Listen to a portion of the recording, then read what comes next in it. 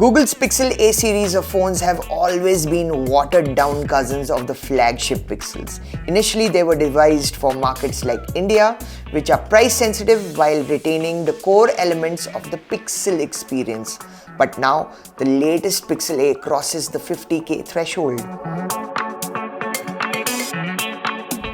So this is not a cheap phone by any stretch of the imagination. And while Google is promising greater localization and better after sales, it still is not on par with the competition. And in typical Google fashion, it's a whimsical smartphone. So is it worth the hype? Let's find out. The Pixel 8a borrows design cues from the Pixel 8 series, so it feels much fresher than the 7a. Gone is the glossy back, and now there is a classy matte finish on the back. The matte on the back also makes it very slippery, and the obsidian black looks boring, though Google offers breezier options. The finish of the Pixel 8a is not the most premium in its class. There is a lot of plastic that is used in conjunction with Gorilla Glass 3. The bezels on the phone are also huge. And the screen is certainly an acquired taste because of the rather diminutive size.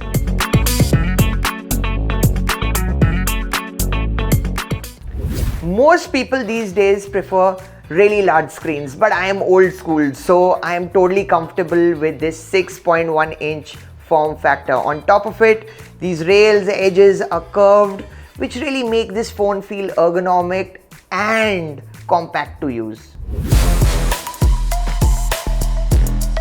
The screen is a huge improvement in terms of quality. It gets POLED technology and Google's Actua screen tech, which means this is plenty bright and vibrant. It also gets 120Hz refresh rate, but that's not activated from the start. It needs to be manually enabled, and when active, it certainly elevates the fluidity of the already supple Google experience. Actually, it is the Google experience which is why people buy a Pixel smartphone. And this phone comes with Android 14 out of the box, and it is primed for Android 15, something Google has teased at Google I/O. So it is completely bloat-free, which means that you don't get acid reflux while using it. It feels really simple to use, elegant, and amply fluid. It's actually the Google experience always ensures that you get a sense of joy with stock Android. And now since last year, it comes loaded with generative AI chops of its own, something Google debuted with the Pixel 8 series. So features like Magic Eraser, Magic Audio Editor, and even the latest Circle to Search are all part of the package. In fact, it makes the Pixel 8a one of the most affordable phones to have these features. You also get a pretty secure experience with Google's Titan chip handling security, and the haptic feedback on this phone is absolutely world-class. This delightful experience is of course facilitated by the Tensor G3 chipset, which makes a return after debuting in the Pixel 8 and Pixel 8 Pro. Is it a step change from Google's previous attempts that have been famously wonky? Yes. It's fast, reliable, and well, not a battery guzzler. It provides acceptable levels of performance for a phone of its class. In fact, more so than even the Pixel 8 series, though there are flaws. For instance, it only comes with 8GB of RAM, which is less by modern standards, and if you are planning on using this phone for multiple years, then that could be problematic. The Tensor chip is also not the best one for gaming, though Google has made some improvements, which means games like Call of Duty Mobile work just fine even at the highest settings, though sustained performance is not ideal as this phone does get warm. But again, all of this is relative. If one compares this to previous Pixel models, Google is clearly making improvements. However, phones with other chipsets are more performant in terms of gaming. In its segment, the OnePlus 12R jumps out. Another area of improvement is the call and network quality. On phones that were powered by the Tensor G2, there were a lot of call drop issues. Now that's not the case with phones with Tensor G3. On top of it, it comes with 5G activated out of the box. On the whole, this phone is not always hunting for a signal, which is a big deal because that just not heats up the phone, but it also drains a lot of battery.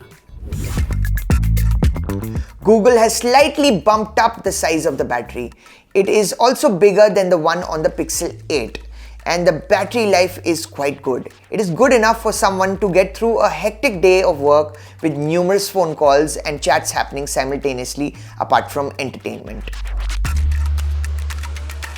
The cameras are highlights of a Pixel smartphone. While the hardware hasn't really changed in a meaningful way from the Pixel 7a series, there are improvements to processing which make this easily the best photo taker in its segment. Its photos are attractive and have that contrasty saturated vibe with a cold tone, which is what the Pixel look is all about. I have been a huge fan of the Pixel camera for almost a decade, and its low light performance feels like witchcraft, especially when one realizes that the camera hardware that Google uses is really dated. So if your budget tops out at around 50k and you're really interested in photography, then the Pixel 8a is probably the phone to go for.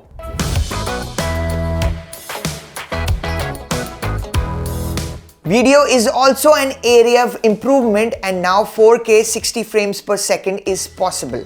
It is very decently usable, and the audio capture in particular with the microphones on the device is pretty good. And if there is an issue, Google's audio eraser can come in handy. तो इसके rivals क्या-क्या है? OnePlus 12R, Okay. Nothing Phone 2, then Pixel 8 itself can be a rival. तो इसके rivals क्या-क्या है? OnePlus 12R, Okay. Nothing Phone 2, then Pixel 8 itself can be a rival. Then you can also have Google's data centers further enhance the video. It is pretty good, and I'd say especially for low light video. Then there are the little things about this phone that are so awesome. For example, the stereo speakers, the haptic feedback, and the straightforward nature of Android on this phone. It is lovely.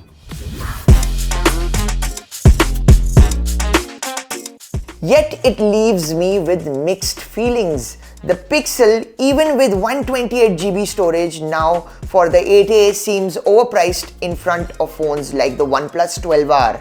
It leaves one with a sense of anxiety because of the patchy after-sales record that Google has had in India. Despite it making improvements, it doesn't operate like a seasoned smartphone OEM. In fact, many things about the Pixel 8a are simply whimsical. For instance, the display size, the camera hardware. In fact, many of the hardware choices on this phone have been designed for someone who loves Google instead of the general customer. There is a lot to like here, but at upwards of 50,000 rupees, I'm afraid it may be a bit too much for what's on offer.